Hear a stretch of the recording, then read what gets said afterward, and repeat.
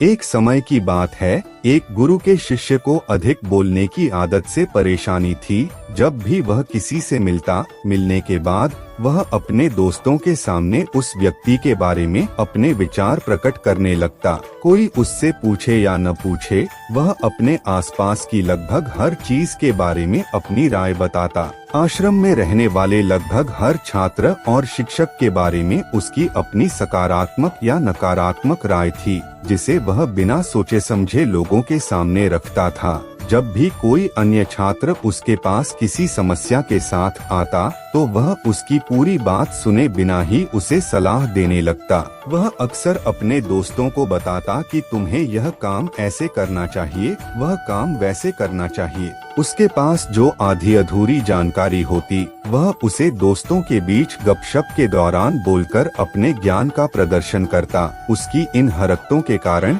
आश्रम के किसी भी छात्र या शिक्षक ने उसे गंभीरता से नहीं लिया। अक्सर उसके साथ पढ़ने वाले छात्र उससे दूर रहने की कोशिश करते, क्योंकि वह हर चीज पर सलाह देने लगता था। कोई भी उसे अपना दोस्त नहीं बनाना चाहता था। हर कोई उससे दूर रहना पसंद करता था और अक्सर आश्रम में रहने वाले अन्य छात्र उसकी इन आदतों का मजाक उड़ाते थे। वह लड़का भी जानता था कि उसकी अधिक बोलने की आदत के कारण कोई उसे पसंद नहीं करता। वह भी इस आदत को बदलना चाहता था, लेकिन चाहने के बाद भी वह हर चीज पर अपनी राय देने की आदत नहीं छोड़ पा रहा था। एक दिन वह अपने गुरु के पास गया और अपनी सभी समस्याओं को गुरु को बताया। गुरु ने कहा, बेटा, जो व्यक्ति सोचता है कि वह सब कुछ जानता है, वह ही अधिक बोलता है। ऐसा व्यक्ति जो यह मानता है कि वह बहुत कम जानता है और अभी भी बहुत कुछ सीखना बाकी है,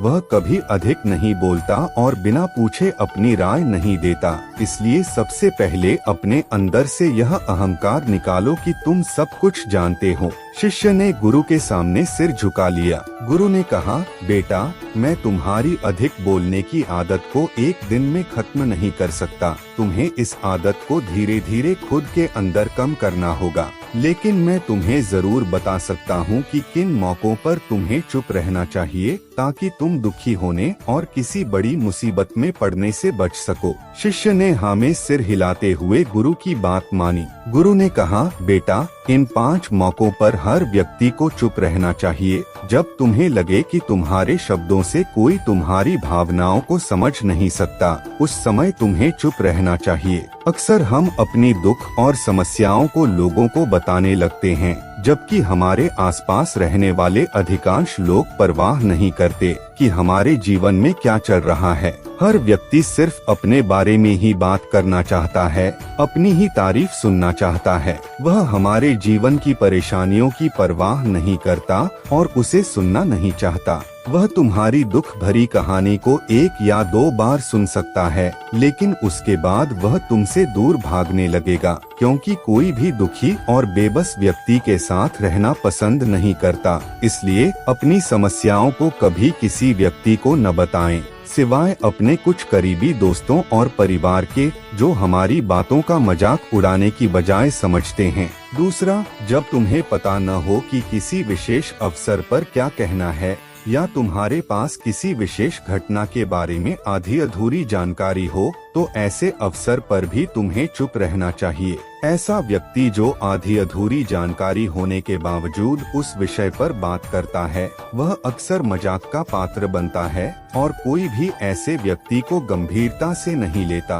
केवल वही व्यक्ति अपनी बात प्रभावी ढंग से रख सकता है जिसके पास उस विशेष घटना या विषय का गहरा ज्ञान हो। इसलिए आधी अधूरी और यहाँ वहाँ से मिली जानकारी के आधार पर कभी लोगों को समझाने की कोशिश मत करो।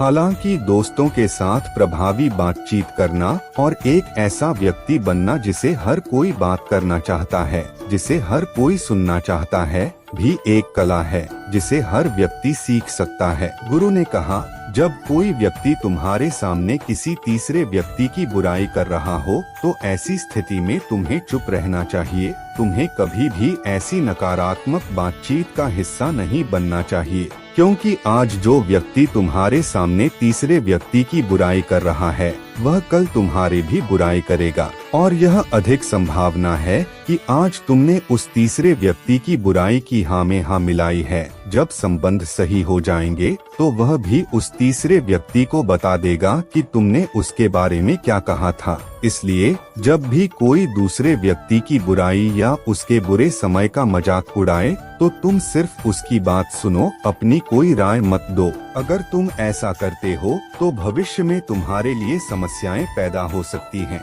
गुरु ने चौथा कहा, जब कोई व्यक्ति तुम्हारे ऊपर गुस्से और नफरत के साथ चिल्लाता है, तुम्हें अपमानित करने की कोशिश करता है, तो ऐसी स्थिति में तुम्हारे चुप रहने से तुम उस व्यक्ति के गुस्से और नफरत को कम कर सकते हो और स्थिति को बिगड़ने से भी रोक सकते हो।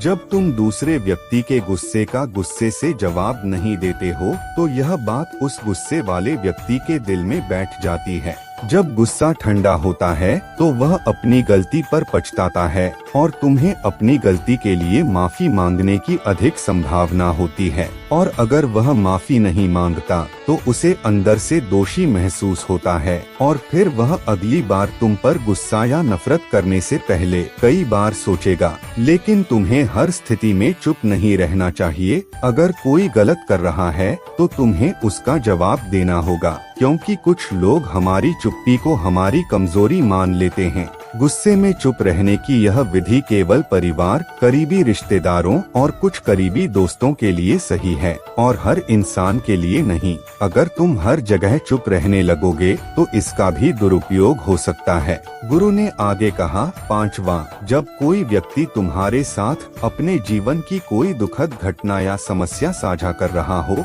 ऐसी स्थिति में तुम्हें चुप रहना है और उसकी बातों को सिर्फ सुनना है। अधिकांश लोग ऐसे होते हैं कि जब कोई उनके सामने अपनी समस्या साझा करता है तो वे तुरंत समाधान देने लगते हैं, जबकि जब कोई व्यक्ति अपनी समस्या हमसे साझा कर रहा होता है तो वह हमसे कोई सुझाव की अपेक्षा नहीं करता। वह सिर्फ चाहता है कि हम उसकी बातों को ध्यान से सुनें, क्योंकि जब हम किसी की समस्या को ध्यान से सुनते हैं तो उस व्यक्ति को आत्मिक शांति मिलती है और उसे लगता है कि किसी ने मेरी बात समझी है। अधिकांश समय जब लोग हमसे अपनी समस्या साझा करते हैं तो वे बस अपना दृष्टिकोण बताना चाहते हैं। वे नहीं चाहते कि हम उन्हें सलाह देने लगें, क्योंकि वे पहले से ही जानते हैं कि हम उन्हें क्या सलाह देंगे। किसी व्यक्ति को दुख के समय में सांत्वना देने का सबसे अच्छा तरीका है कि उसकी बातों को ध्यान से सुना जाए। जब हम लोगों की बातों को बिना बाधित किए और बिना किसी सलाह के ध्यान से सुनते हैं तो उनकी नजरों में हमारे लिए सम्मान और स्नेह की भावना पैदा होती है। हम उन्हें अधिक गंभीर, बुद्धिमान और शांतमना व्यक्ति प्रतीत होते हैं। इसलिए अब जब भी कोई तुम्हें अपनी समस्या बताता है तो बस उसकी बातों को ध्यान से सुनो और जब तक वह तुमसे नहीं पूछे तब तक उसे किसी भी तरह की सलाह मत दो। गुरु ने कहा, हमेशा मेरी एक बात याद रखना, जब तुम कम बोलते हो तो लोग तुम्हारी ओर और तुम्हारे विचारों की ओर अधिक आकर्षित होते हैं। शिष्य ने हाँ में सिर हिलाया। शिष्य ने अब गुरु की बातों को समझ लिया था कि किन परिस्थितियों में उसे चुप रहना है। उसने यह भी सीखा कि कम बोलकर वह आश्रम में अपनी प्रतिष्ठा को फिर से प्राप्त कर सकता है। उसने गुरु का धन्यवाद किया और वहां से चला गया। दोस्तों, अगर इस वीडियो से आप लोगों को थोड़ा सा भी ज्ञान मिला हो तो इस वीडियो को लाइक करके हमारे चैनल को सब्सक्राइब करें, ताकि ऐसे ही बुद्ध की ज्ञानवर्धक वीडियो सबसे पहले आप लोग देख पाएंगे। धन्यवाद दोस्तों। बुद्ध नमो नमो।